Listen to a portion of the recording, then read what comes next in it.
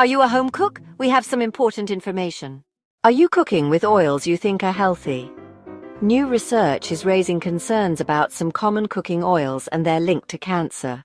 A study published in Environmental Health Perspectives found that heating some popular cooking oils, like soybean and canola oil, can release harmful chemicals.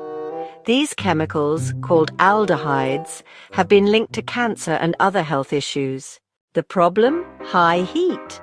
When oils reach their smoke point, they break down, releasing these nasty compounds.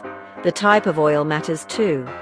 Oils high in polyunsaturated fats, like soybean and canola, are more prone to producing aldehydes than oils high in monounsaturated fats, like olive oil.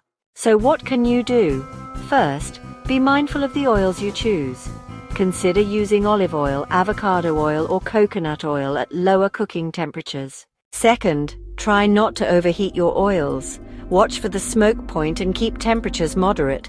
Little changes can make a big difference. It's time to think about what's going into the pan, as well as what's on your plate. Stay informed and stay healthy. Click the link in the description for more details on this story from Earth.com. Thanks for watching.